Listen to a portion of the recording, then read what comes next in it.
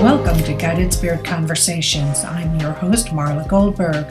This podcast has been created with you in mind to acquaint you with some of the most incredible metaphysicians and spiritual leaders from around the globe who have helped others change their lives. In this interactive hour, you will be offered insights and techniques to help you make a difference in your life. Don't forget to subscribe to the show on your favorite listening platform. And here we go, on to the show. Hello. Welcome to Guided Spirit Conversations. I'm your host, Marla Goldberg. And today we have another one of these shows that I don't want you to miss because this one's going to be amazing. We've got J Kovacs Phd, and Betty is a recognized expert. She shares her knowledge and passion through her books, speaking, teaching, and media interviews throughout the United States and Europe. She speaks to national and global audiences through webinars, keynote presentations, and media interviews. She received her Ph.D. from the University of California, Irvine, in comparative literature and theory of symbolic mythic language. She taught literature, writing, symbolic mythic language for 25 years. She served many years as chair and program chair on the board of directors of the Young Society of Claremont in California, and sits in the academic advisory board of Forever Family Foundation. Within a 3-year period, she experienced the deaths of her mother, son, and her husband in separate automobile accidents. While she studied shamanism before her son's accident, she and her husband actually experienced their son's consciousness after his death for an extended period of time. These experiences completely changed their lives. After her retirement, Betty began an intensified period of research into our ancestors' experience of a vaster consciousness, cosmic Christ consciousness, which she relates in her new book, Merchants of Light, the consciousness that is changing the world, winner of the Nautilus Silver Book Award and the Scientific and Medical Network 2019 Book Prize. So welcome, Betty. That is quite CV. Thank you.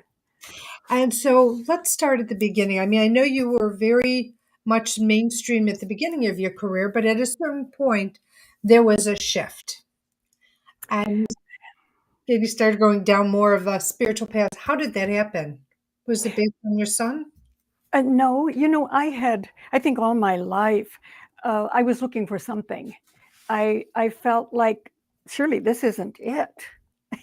Is this it? And yes, and I went to church, and I couldn't find it there. Although there was a sense of something more, it didn't happen for me. But I was always looking, and so that's the reason I went to university. Probably is because I wanted to find out what's it all about. And my brother and I, when we were young, we would always talk about these things. We were out in the country, we played, and we would play all kinds of games, or what if there wasn't a world, try to figure it all out.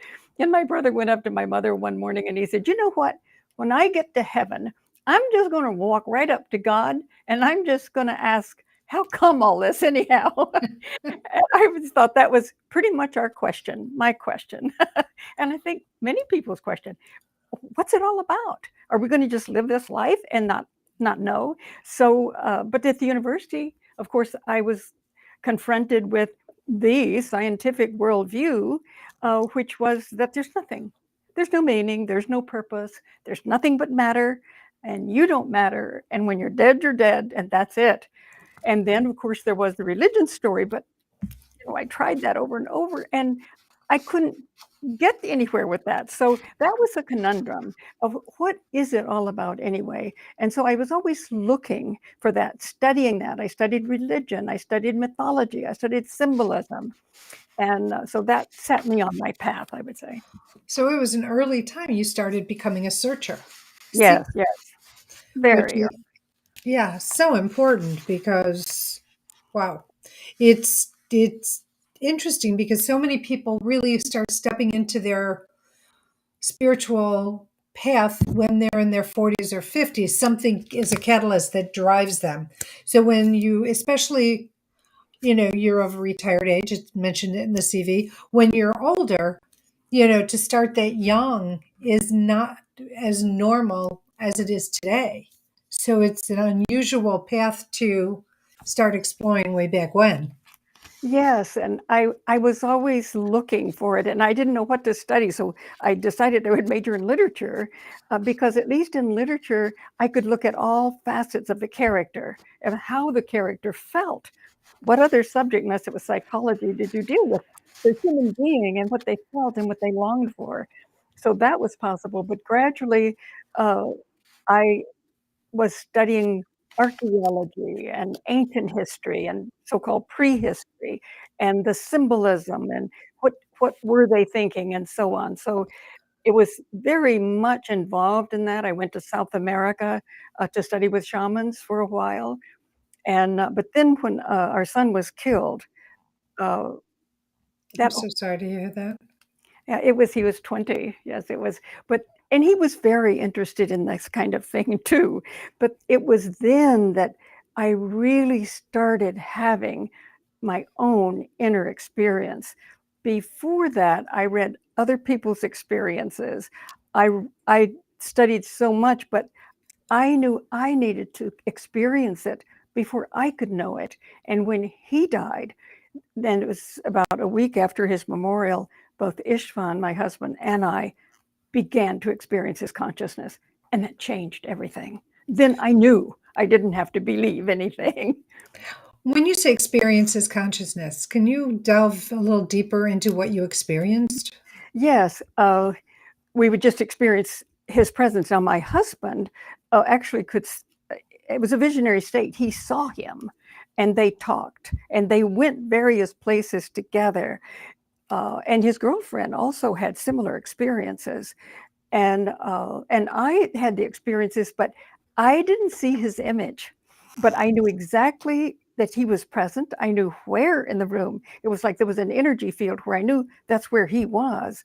And we talked about all kinds of things. I mean, it was internal, but it just was incredible feeling of knowing that's his presence. And that's what he said. I wanted you to remember. It wasn't like we didn't know it. It's like in this culture, we'd forgotten it. And he said, I wanted you to remember I'm alive. I'm still working. I'm still creating. And he also wanted us to know what the earth would be going through in the next decades. That seemed to be part of his purpose. So it was just Interesting. like being with him and talking with him, except at the same time, it was that incredibly beautiful feeling of love and a higher level of being. And was he a bit of an environmentalist when he was on the planet in his body? He was concerned about it. He knew about it. But when his first experience with his girlfriend, Jenny, was that he took her around to look at the earth. And he said, the earth is your body too. And he wanted her to understand that, take care of her body, and also realize that the earth was her body too. And she said, she was 19. She said, I'd never even thought about those things before. So, And most people don't. Most people are not aware about the physicality and how that does relate to the planetary circumstances. It's, it's it's right. She said that he took her outside the planet and she saw all of this kind of muck around the planet. And he said, that's partly physical pollution, but Jenny, it's spiritual pollution in the sense that this disbelief, this negativity that there's nothing there. It creates some kind of a barrier between the physical and spiritual realm so that communication is harder because those belief systems create a kind of pollution. I never thought of it that way, but that's a fascinating visual to see and to feel and to recognize so that one can, because you have to recognize it before you can make steps to make changes about it. Yes, that's true. To really, and seeing it helps. Right. Well, it's like seeing the smog in LA. Okay. You see the smog in LA, and I'm sure during COVID, the smog dissipated a great deal because so few people were on the road. And it was like, this is the LA of old days. And Yeah. now I have a feeling it's probably pretty big, close to the way it was, Mhm. which Yeah. which is all heartbreaking. So I want to talk about the dominant negative story that we've been telling ourselves about Western culture. What is it? Well, it's, there's so many people who feel worthless, who can't find any meaning in their lives.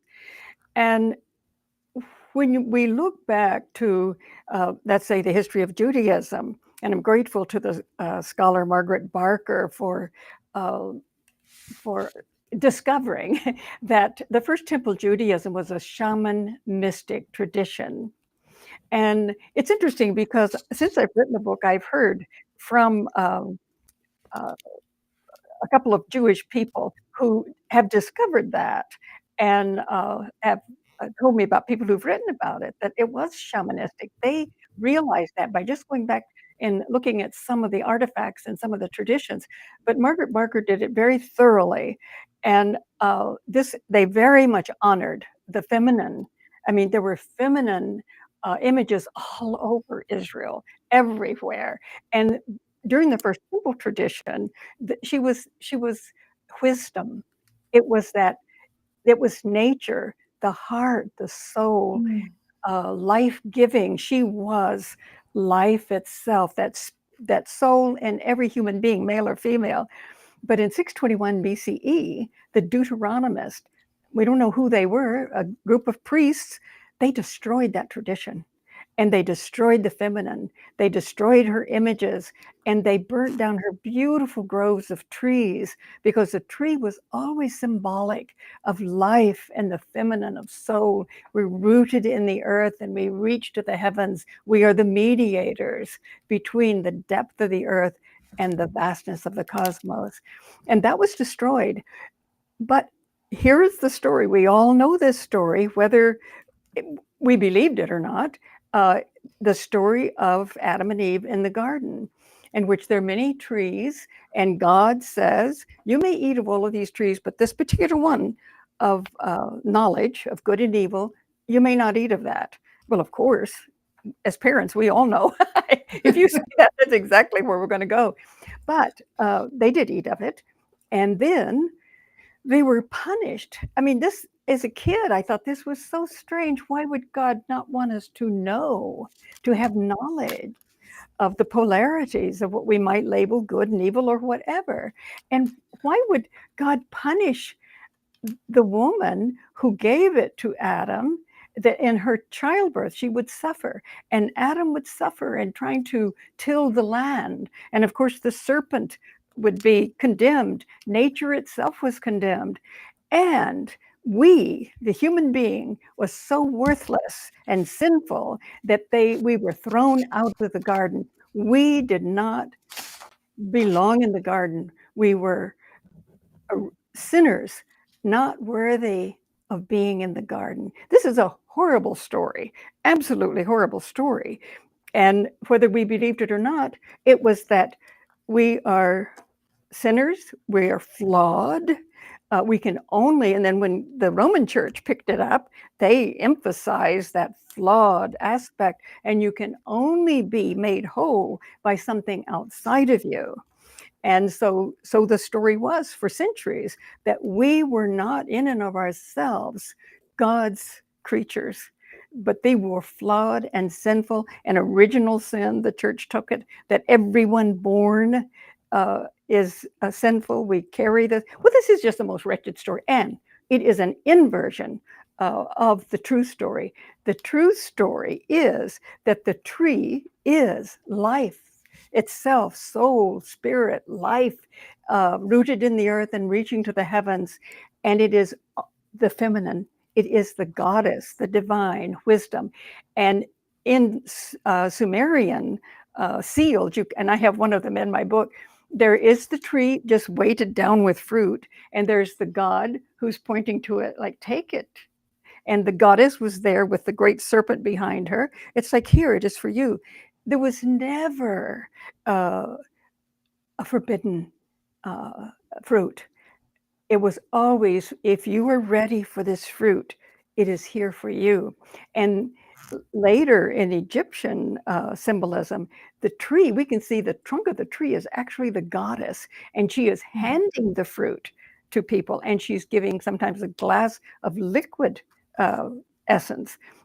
And of course, the serpent is the Kundalini spiritual energy rising, and she is the feminine, and that is a natural thing for us as human beings to take of the fruit when we're ready, and that we are totally worthy of it, and no one is kicked out of the garden. So this particular story by the Deuteronomists, carried on by the Roman Church, did us in, because we grew up, whether we believe those stories or not, the culture made us feel unworthy. And today, what do we have but a group of people who would like to dominate the globe, and they want us to know we're flawed, and that they will now pick up evolution, and they can hack us, do whatever they need to with nanomedicine and AI and so on. They will take care of our evolution from here on out. That is a result of that story of 621 BCE. Wow. Which is amazing. And what's interesting is back then they wanted to rule, for no better way of saying it, in fear, making you feel fearful and less than. And, if you don't follow our doctrine, darkness in whatever form is going to come upon you. Yeah. And when people believe it, where thoughts go, energy flows. So these people are saying it and they go, must be true. And then it comes to them. And then it's like self-fulfilled prophecies. Exactly, because fear is always the way to control. Because when we're fearful, the energy shoots back to the older consciousness of defense, take care. And really, consciousness should flow up the spinal cord, through the various brain components and the heart, and circle again. If you make someone afraid, then in that moment they protect themselves. But what we're experiencing, and what was experienced long ago, was stay in a fearful state. And that way, the energy cannot flow through the heart. You cannot evolve because you're in fear. And we always see when anyone wants to have control over us, they tell us things that make us fearful. And today, that's easy to do, because the people who would love to control us own all of the media, except these wonderful podcasts and independent things. So we have to always be careful, because the illness of not going inward and achieving that inner state of consciousness, the illness is always, it's projected outward. If I don't have control within, perhaps I can control you, and maybe the globe. That's a really great point, about control. And yeah, people do use fear and they use dominance to control, like what Russia's doing right now to the Ukraine. They're fearful for them to be in their apartments. So they they blow up an apartment building so that it just reinforces the fear factor of they're not going to be safe anywhere. Mm-hmm. Just as an example. It's interesting how the whole thing goes. Do you have any insight into how one overcomes people's projections of fear on them? First of all, I think that we need to know that fear is a tool of control. We need to know that. And then if we are receiving messages that are given by someone who is actually controlling our lives, if this message that we're receiving is changing the way we live and controlling what we're thinking about ourselves, we need to look into it. Always need to look into it. If fear is a part of it, then we need to know what's going on.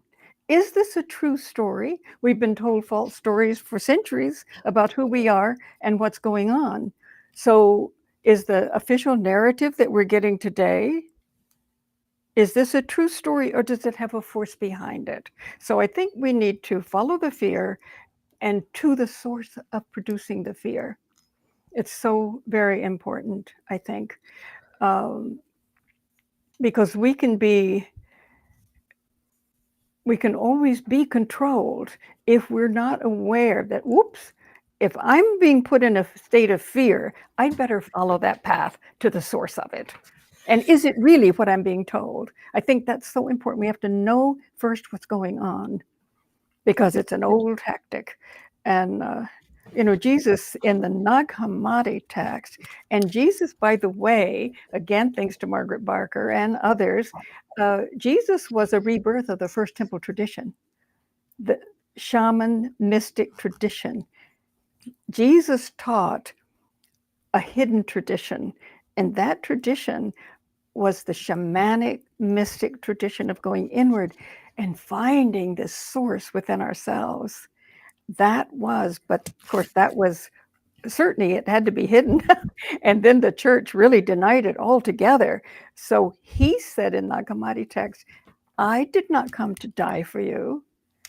I did not come to save you. I came to remind you of who you are, because that had been taken away from us. Do you feel that the Roman Catholic Church developed like a materialistic science to help to dissuade people from being in their power? It was a funny thing. In my book, I show how out of our origins, we were shaman mystics, and how that was suppressed again and again by those who wanted power over us, not to allow us to have power within us. And so we saw the Deuteronomist and then the Roman Church. And the Roman Church saw that this was still active because there had been a powerful renaissance of this ancient shamanistic culture in the High Middle Ages. And I mean, incredible. And I talk about that in the book. It's an incredible rebirth of the hidden tradition that Jesus taught right in the cathedrals. These cathedrals were built by whom? Many of them. And they had the labyrinth within them, which is the symbol of the journey to the center of self. And they also seem to be of the same structure as a Virgo, the stars, which was of the feminine. And so it's just an incredible, but that was a rebirth of it. It still was trying to come through during the Italian Renaissance. And then during 1600 to 1620, there were mystics from all over Europe, alchemists, Kabbalists, Christian mystics, and Hermetists. They were all kind of centering around the old Bohemia, where the ruler at that time, although Catholic, he allowed them to work together because he had interest. Well, when the church realized what was going on, it wiped it out and destroyed the papers, destroyed the research. And the 30 Years' War between the Protestants, Catholics. After that, in 1660, then there was the Society for the Study of Science. And at that point, everybody knew the church would not allow science to study anything other than material world. And it's kind of funny that they would wipe out the spiritual part, but what they wanted to do is wipe out the power of the mystic scientists, because in old Bohemia, they were scientists and they were mystics. But that gave too much independence to the individual. So the church didn't want that. He didn't want scientists who were also mystics. So later, when they really started having a society for the study of science legitimately, the church was behind the censorship of studying anything but matter. And it wasn't really, it's kind of ironic that it was the church that really brought us to a place in which we had no belief whatsoever in a spiritual way of life. But now with quantum physics in the last century, we know that we've come full force and we've brought back that multidimensional spiritual dimension through quantum physics. But it's taken a long time and a lot of harm has been done to all of us as a result of it. So I agree with that. It's like the new version of the Dark Ages is what seems to the church seem to have done from what you're sharing. Yes, and then yet we thought of ourselves, we're the most highly developed people in the world, we're scientific, and even the French Enlightenment, which came at the same time, late 1600s, 1700s, there was like everything that came before was nonsense. And it was only the intellectual left brain. So that philosophy, working with there's nothing but matter, practically destroyed us. And only now are we trying to find our way to wholeness and bring that back. Do you see the similarity? This is what's coming to my mind's eye as I'm seeing us trying to come to wholeness and finding who we truly are. And on the other side of that, coming to synchronicity with the planet, with the earth, and the processes of what's going on. Before we came on here, we were talking about smog and, in LA, and, or we were talking about your son and the trip that he took his girlfriend on, the visitation, where she showed the muck around the world.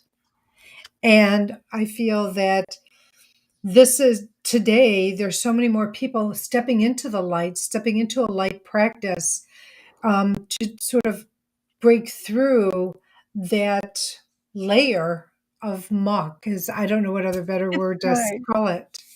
Yes, I agree.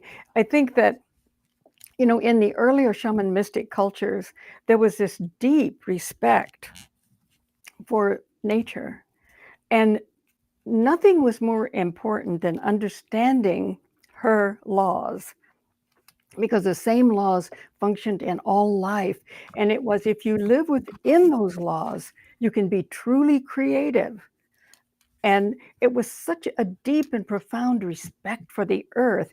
And also, even in the megalithic period, there was where they built these huge structures. We now know they're all over the world, that understood the equinoxes and the solstices and the precession. And then these structures were both observatories and temples because there was no separation for them. It's all whole, it's all spiritual. And the individual was seen as the mediator of the energies of the earth with the cosmos. And so it was this respect of living within those laws and harmoniously. And then by the late 1600s, it was all out disrespect. Let's put nature on the rack and torture her secrets out of her. This is not exactly how you have a relationship, So this was that was the essence of it. And we've destroyed her. And by destroying her, we're destroying ourselves. And I think many people are realizing that now. Well, we're getting so close to no what is the point of no return? I mean, right now we have a little crack of a window where we're able to turn things around. And I have to admit, not to get political, but hearing about the new policy that was passed over the weekend, for the environment has given some hope that maybe they will start protecting Mother Nature and in all aspects again, opposed to draining it of its resources. Yes. And we have to look at that bill clearly to see what was given away in order to get that and what those costs will be, because not enough of us have really awakened to the fact that this is our body. It's our body, everybody's. But I do agree with you that more people are becoming aware of that and realizing we don't have much time and we will suffer the consequences of it. It's true. I mean, we could very easily, this planet could implode. Fracking drives me crazy. I'm just going to put that out there. The fact that they're taking resources that keep the earth solid and whole for greed and consumption is very difficult for me to swallow because, if you're taking out oil, which has a consistency of X, and you're filling it back up with water, which has a totally different consistency, it's not going to be able to do the same to hold the pieces of the world together. Mm-hmm. And we all will be affected by this, not just one or the other. Not just the poor people. The wealthy people are not going to get away with, The poor will suffer first, but it will come to everybody. Yeah.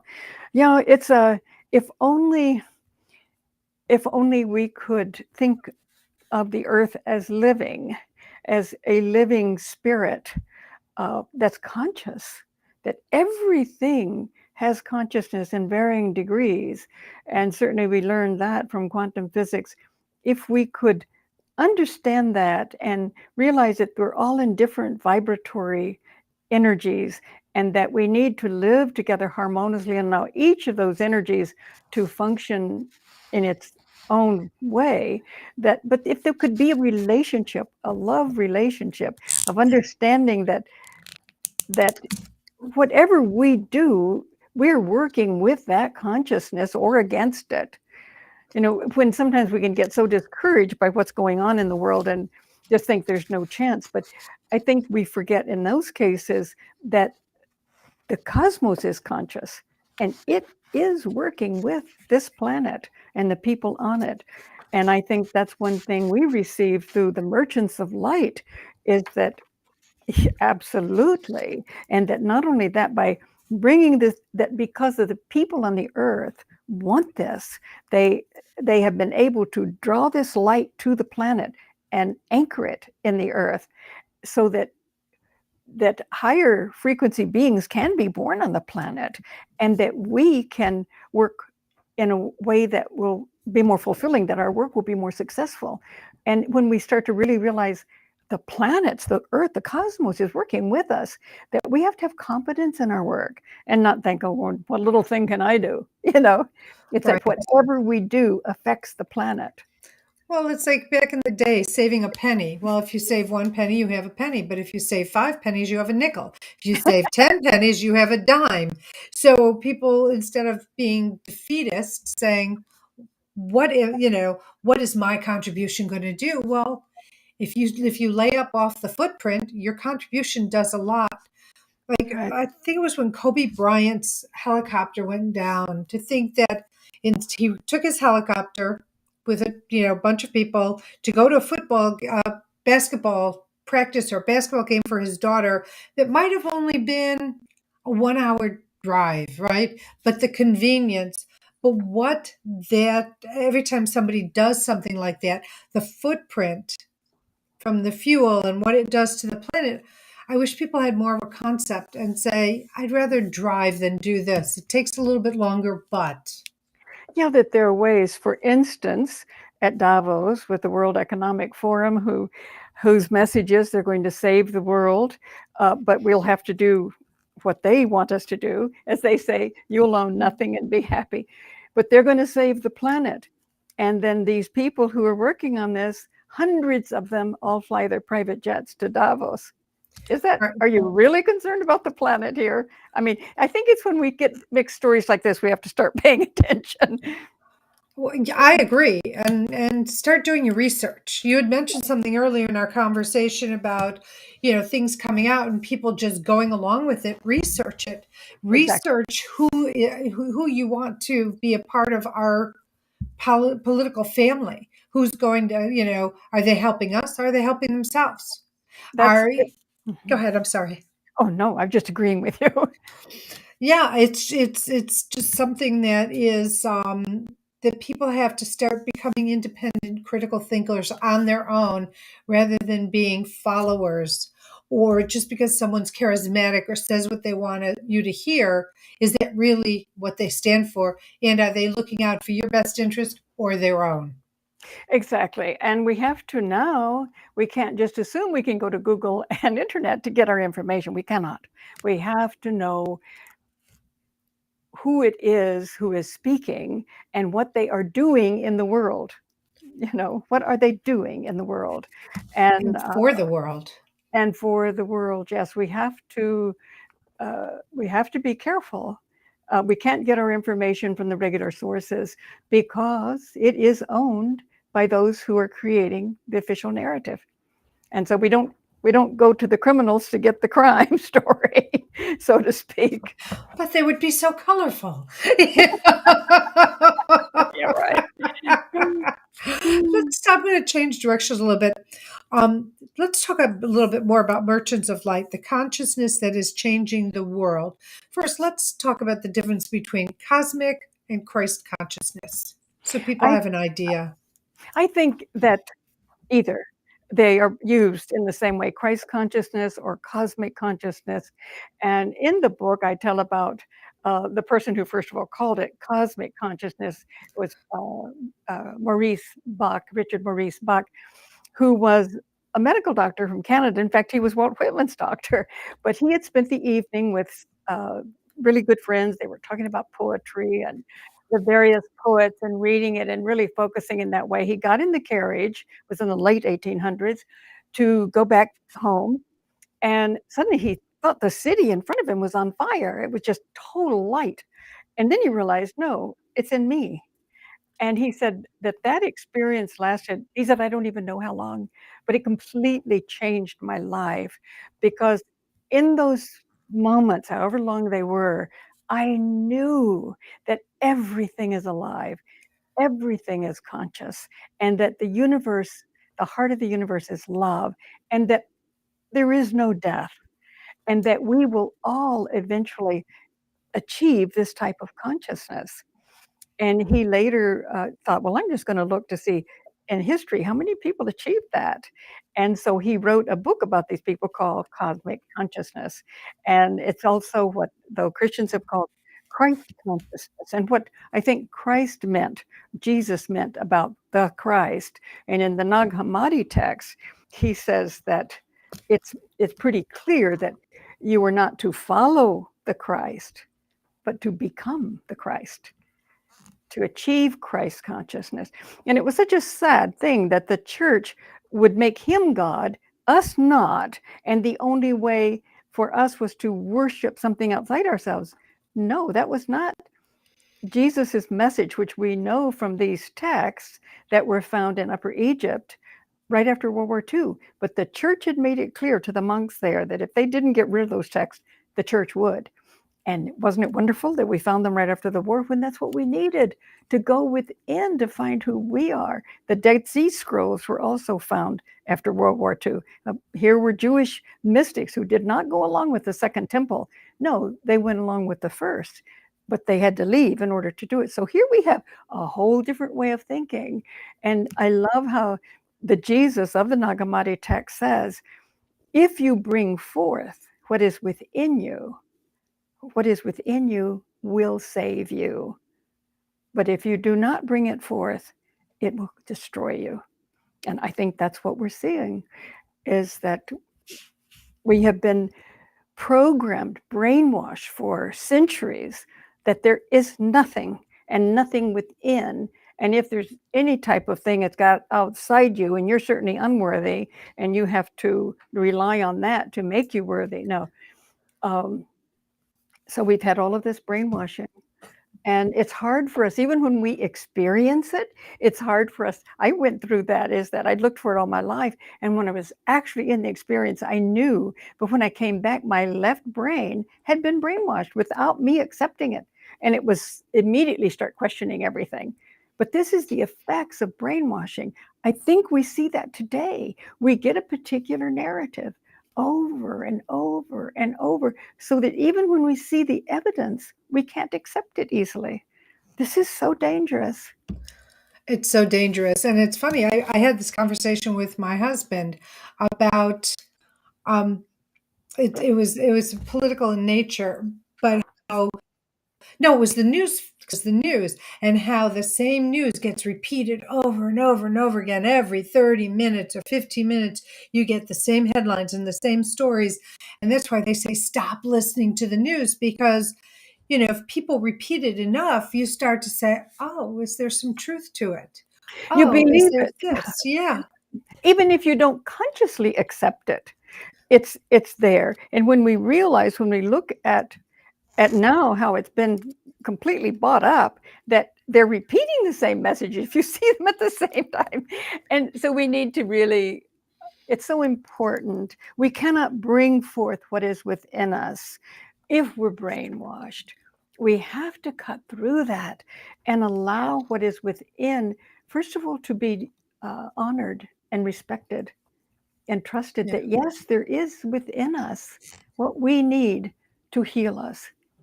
It's just hard to believe that when we've had centuries of otherwise stories. And here's the thing, how many stories have you heard about people who have had intuitive hits, as I'll put it, and they ignore them? I mean, their insides, their guides, they are telling them something's not right, right? The eternal alarm is going, wow, wow, and they're just ignoring it Yeah, yeah. and not trusting who they are and what they're getting. And that is so sad. There's also still churches, especially certain aspects of the Protestant church, that, and I have seen this in 2 students that I had, that they were just so looking for meaning, and one was in the Catholic Church, as a matter of fact, one was in the Protestant church, so I have changed that. And in both cases, they had had visionary experiences, which really was nurturing them. And the church in both cases taught them, especially in the Protestant, that is of the devil. Do not believe that. And in one person who had really been helped by the visionary experiences that he had had, was finally convinced that they were of the devil. And now that is that is one of the worst things that any organization can do, is to destroy the inner experience, that our connection with spirit, with the divine. And those 2 people actually believed that whatever they'd experienced before was of the devil. Now, that is so sad to me, because that is destroying the life spirit within the person, the soul. And not just in this lifetime. In future incarnations, it will be affected, and they will have to do so much more work Mm, to undo this web that they're making now. mm. And I'm wondering how you think about this. It seems to me that so many of us who are born now are working on that.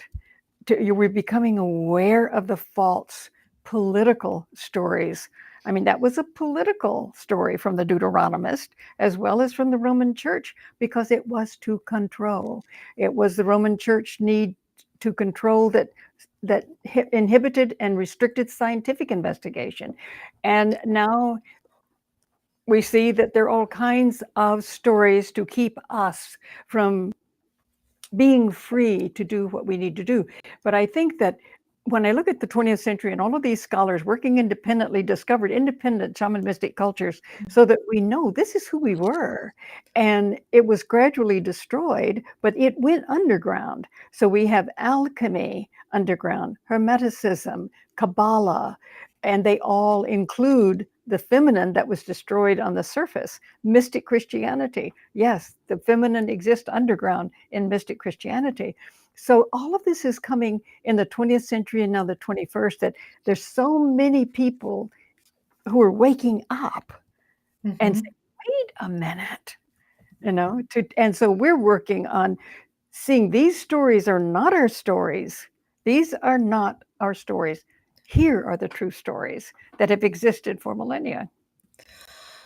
What you said, I truly believe, and again, it goes back to power and control. What happened when Moses went to get the tablets? Right, he was gone so long. Somebody started revving everybody up to go back to having a hedonistic party. Melting the gold, making idols, partying, having horde orgies, because it's like they just lost trust, they lost faith that what Moses said he was doing, he was actually doing, and they all felt, I'm forgotten about. Yeah. And it feels the same way today, and that Yes. a lot of these, well, not just religious organizations but political, they all are, it's like they're playing out of the same handbook. Exactly. Exactly. It's take away that which is within you. And when you can't bring that forth, we can control you. And Exactly. that's an illness. This, I think that right now we are waking up, but we're also confronted with one of the most profound darkness is that we have confronted, because all of the repercussions of this suppression and repression and denial and lack of knowledge of the universe. All of this is now sort of ballooned, you might say, in those who need to control the world, need to own everything. And that is an illness which results as a result of not knowing that which is within us. So here are our brothers and sisters in our species who are these are the children who've been affected by these horrible, horrible, horrible stories. And we're waking up, some of us on this side, but then we begin to realize here's what we're up against. And we want to heal not only ourselves, but we want to heal this need to control the globe. This is a pathology that is a direct result of not bringing forth what is within them. Because there's nothing there. There's the belief there's nothing there. I so believe with you. And so where I take it to another level where I say that people who have this need, this control, this desire to, you take the masculine to the nth degree and get everything, it really has at the bottom of it a lack of self-worth, self-love. Because if they can't love themselves, how can they love another? How can they love the planet? How can they love an animal? Do they really? You're absolutely right. Because when we go within and we discover that the cosmos within us, then we begin to love who we are. And Yes. we can't really love others if we don't have anything to give, if we're worthless. So yes, I absolutely agree with you. And they are actually saying, the human being is flawed and we need to fix this. Well, it's flawed because we haven't gone within to discover and to really realize, wait a minute, why am I not worthy of love? Exactly. It's so true. I need to take a little bit of a detour because it's charity shout out time. And your charity is the Forever Family Foundation, which is foreverfamilyfoundation.org, which will be in the blog, all your links to where to get a hold of you, where to find your book. But talk to me about the organization and why it's so important to you. Well, it's an absolutely incredible organization. Kim and I, Kim, who's chair of the Kumluck Center, we discovered it right after my book was published, Miracle of Death. There's Nothing But Life. And we realized we started learning things about them. And Kim was in touch with Fran, who was one of the founders, she and her husband. And we discovered, in fact, I was invited by them to New York to speak at one of their conventions on surviving death, the survival of consciousness. And we got to know them quite well and became very, very good friends with them. And we realized that their daughter, who was about 14 when she was killed in a car accident, the brother was with her. He was almost killed, but he survived. And Bob Ginsburg said, I didn't think anything about, there was nothing going on. But when she died, they both started investigating and they started having all kinds of experiences with their daughter, which was just shocking to Bob, especially because he didn't believe anything. Now, Fran was very intuitive because on the morning that the accident happened that evening, she woke up and she said, "Oh, Bob, something terrible is going to happen today. Something terrible." So they kept in touch with the kids all day. And by evening, they kind of forgotten about it and they met the kids for dinner, and two of them took the smaller car home, and that's when the accident happened. So they really started having experiences. And so they decided, sort of like I did, I was going to study this. They then formed an organization to really explore, does consciousness survive?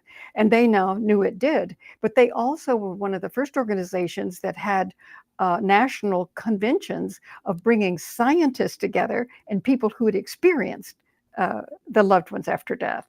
It was really wonderful. And they've just continued now with all kinds of things. They have the workshop on surviving death. I think they have one in Florida, one in Connecticut, and one in California. And the people who go there are just absolutely changed. I spoke at the one also, not only in New York, but in Connecticut. And I saw people go there who were just stricken. They were just And by the end of it, they were different.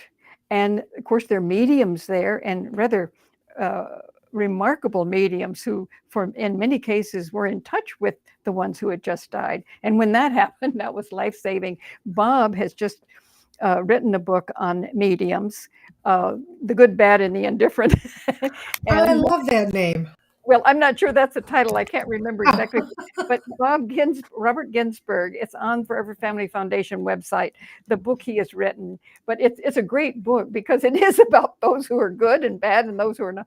But it's very, very good. All of the questions you would have before you go to a medium. But people were really changed by that. And these workshops have been wonderful. And there's now a film, Surviving Death. It's a Netflix yes. film. Yeah. And there's a section in there about Forever Family Foundation. And many of those people know each other and work together. So it's really an organization that changes people's lives. Kim and I also, we're part of a radio show once a month in which people simply call in and tell the experiences they've had. There's someone to tell it to. There's also a medium with us, the three of us.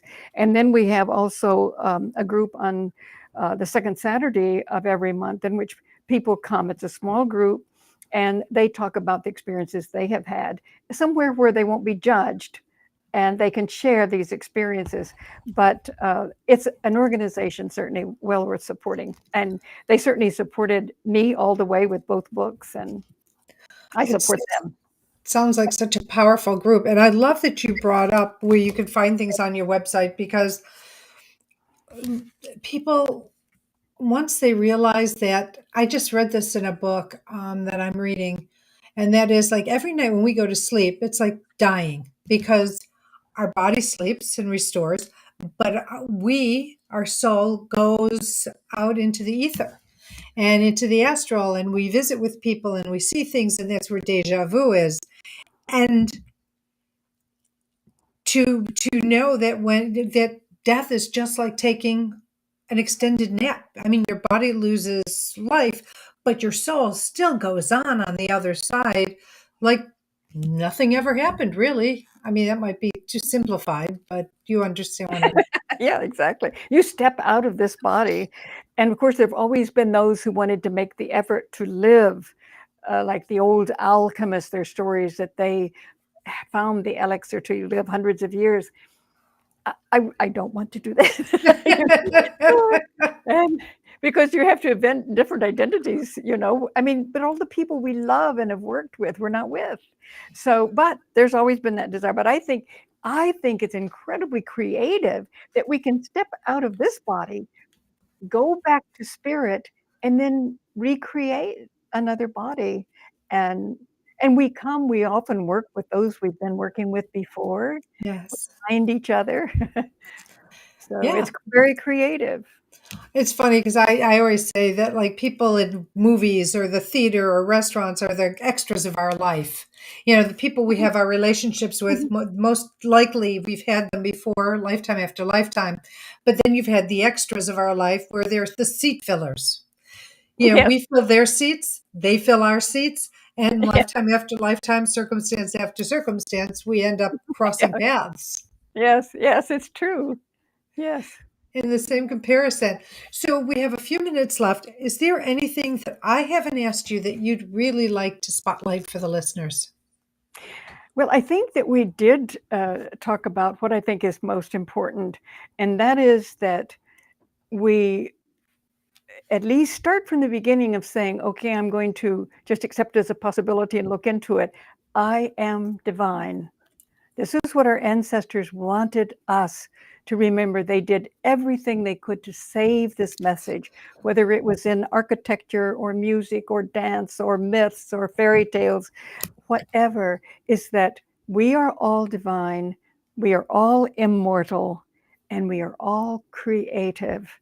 And for this, we must maintain our freedom in order to know who we are, to be that. We've had so many pressures in Western culture to suppress that no, we die, we're nothing. And we're discovering, oh, wait a minute, we're discovering their message to us from the past. No, we are divine, immortal and creative, and we must be aware of that and fulfill that destiny that we have. I agree. And we do have to. And here's my belief that we're brought onto this earth to work through our lessons so we can get to the white light, the pure light, the pure sooner, easier. We begin to remember earlier. We don't have to be in an amnesic, I don't know if that's the proper Yeah. word, amnesic state for eternity. No, it's really true. And I think that, so many people say, well, I don't have dreams, I don't have visions, well, don't worry about it. Just the most important thing is to know that you have everything in you, and that if you seek it, you will step by step find it. I love the description that Karl Kerényi's classicist, also Hungarian, who said in his description of the labyrinth, is that it's a life journey. You go round and round and down until you come to the center, where you confront the divine mind, the Christ consciousness, the all, not as other, but as self. That's powerful. Isn't that beautiful? That's the journey. It's We beautiful. It's powerful. Mhm. And here's to more people remembering, right? To them learning how to remember, because it is a learn. I mean, look, we're brought in here. We're given amnesia for a reason, so that we're not like sitting on our laurels or resenting what we had, in the last lifetime or 2 lifetimes ago. We do things afresh. It's brand new. Like every time we wake up, every morning is technically a white plain canvas It is. that you can make your own. And probably the technique of all techniques of awakening is to love. When we think how the human being is capable of learning, of loving a child, of loving a partner, of loving a friend, this is spiritual. The more we love, the more we awaken to the meaning of it all. So true. And it is all about the love. Mm-hmm. And I think on that we have to end because our time is up. Betty, this has been such an amazing conversation and so enlightening and so powerful for so many. I want to thank you so much for being on the show and for talking about your book, Merchants of Light, the consciousness that is changing the world, as well as the miracle of death. There's nothing but life. And again, all of your links and to your social media will be on your blog, so you can find it, everyone. It will be there, easy for you to just click on that link and get to Betty. So thank you so much for sharing all you've shared today. It was Thank you. amazing. Thank you, Marla. I love talking with you. Thank Thank you. you. Me too. And I want to thank Bridget, right arm, left arm. God only knows, I say this all the time. What would I do without you? I'm so grateful for you. And for you, the listening audience, I'm so grateful that you've taken time out of your day, out of your life, to be a part of the show, because I do this show with love and desire in my heart to help you in your life, to bring you amazing people like Betty, amazing information like what Betty has shared today, to help you to decide through your intuition, through your internal knowing, what person, what modality is good for you, is right for you, and will help you. So thank you for being a part of the show. And as I leave you by sending you love, blessings, and gratitude. Know how grateful I am that you're in my life in whatever capacity you are. For not only are you my student, you are my teacher. Not only am I a teacher of yours, I am your student. And we both learn from each other and we learn for each other. So thank you. And if you haven't heard these words today, I'm going to say them. Yes, I am. I'm going to say them to you. I love you. You are loved. You are loved not just by me, not just by your loved ones, but there are thousands, if not millions, of beings on the other side of the veil who love you and who are there for you and I want to conspire for you. So remember to ask them for what you want, for your support, guidance, whatever it is, and speak it out so that they can get the frequency even stronger. Oh, good. So let them start to conspire to work with you on your behalf. So stay well. I will see you next week, and know you are definitely loved. Bye for now.